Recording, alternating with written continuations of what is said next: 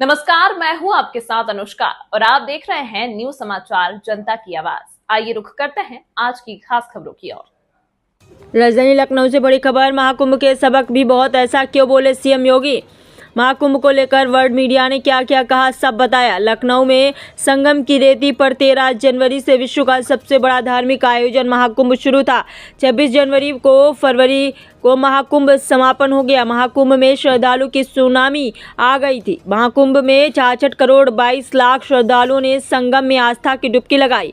महाकुंभ ने अपने नाम कई रिकॉर्ड भी दर्ज किए हैं। महाकुंभ विपक्ष के निशाने पर भी रहा है।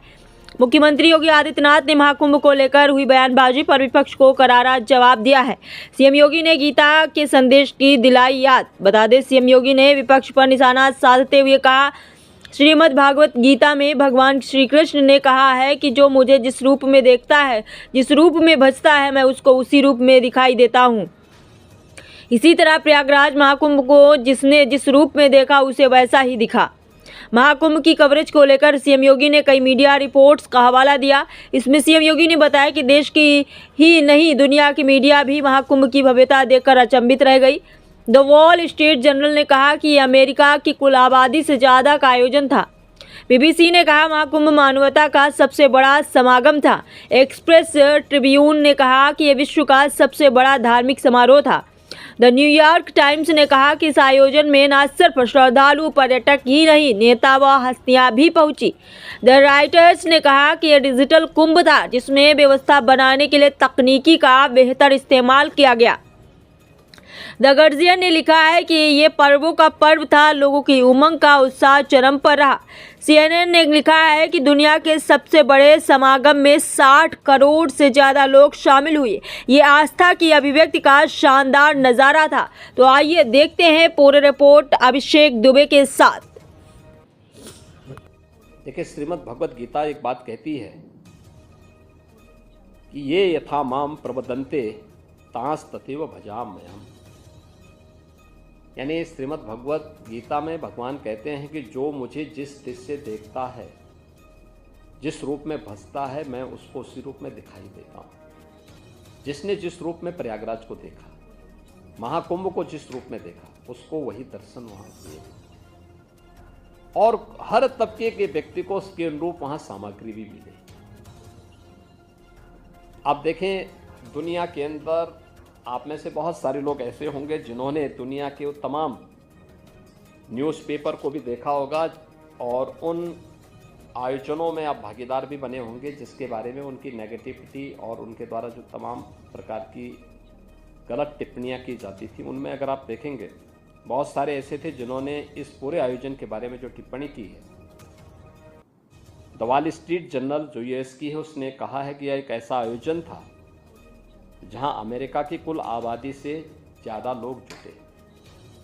यानी यूएस की जो कुल पॉपुलेशन है उसकी लगभग दोगुनी आबादी इस आयोजन का हिस्सा बनी थी। बीबीसी ने कहा कि महाकुंभ मानवता का सबसे बड़ा समागम था। बीबीसी की टिप्पणियां हर व्यक्ति जानता है। एक्सप्रेस ट्रिब्यून ने यह विश्व का सबसे बड़ा धार्मिक समारोह था।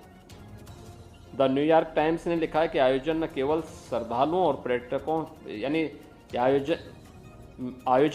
इस आयोजन में न केवल श्रद्धालु और पर्यटक ही नहीं बल्कि नेता और हस्तियां भी पहुंची।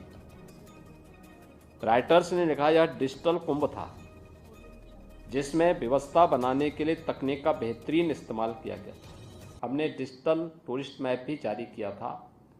अगर किसी श्रद्धालु को कहीं जाना है तो उसके लिए उस प्रकार की व्यवस्था, QR कोड को डाउनलोड करिए, आप उसके माध्यम से वहाँ तक पहुँच सकते हैं। टॉयलेट की पोजीशन क्या है, आप उसके माध्यम से जानकारी ले सकते हैं। हम लोगों ने इसके अलावा वहाँ पे सुरक्षा के लिए भी इसका बेहतरीन इस्तेमाल किया था। 2700 कैमरे थे जो 360 डिग्री तक जिनका इस्तेमाल किया जा सकता था और integrated command and control centre से हम लोगों ने एक की मॉनिटरिंग की। ट्रैफिक मैनेजमेंट का हो या फिर सिक्योरिटी का हो, हम लोगों ने एंटी ड्रोन सिस्टम के साथ पूरे कुंभ क्षेत्र को कवर करके रखा था। कोई भी ड्रोन बिना परमिशन के वहां उड़ नहीं सकता था, और इसके लिए पहली बार किसी आयोजन में एंटी ड्रोन सिस्टम का इस्तेमाल किया गया था। द गार्डियन ने लिखा है कि यह पर्वों का पर्व था, लोगों की उमंग और उत्साह चरम पर रहा।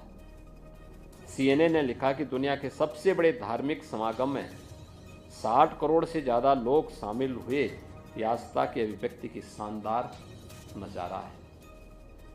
और यूनेस्को ने लिखा है, यूनेस्को के जो डायरेक्टर थे टिम कर्टिस, उन्होंने भी एक बयान इस पर जारी किया था। वे स्वयं महाकुंभ के आयोजन में भागीदार बने थे। उन्होंने भी इस बारे में लिखा कि यूनेस्को ने 2019 में कुंभ मेले को मानवता के अमूर्त सांस्कृतिक धरोहर के रूप में मान्यता दी।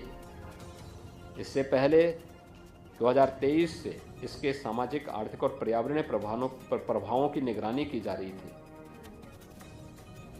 कुंभ मेला प्राकृतिक और सांस्कृतिक धरोहर के रूप में विश्व को एक नई दृष्टि प्रदान करता है। यह भारत के प्रति एक दृष्टि देता है। आयोजन उत्तर, दक्षिण, पूरब, पश्चिम, जिसके बारे में आदरणीय प्रधानमंत्री जी बार बार कहते हैं कि एक भारत श्रेष्ठ भारत, उसकी अभिव्यक्ति का भी एक बहुत बड़ा माध्यम बना है।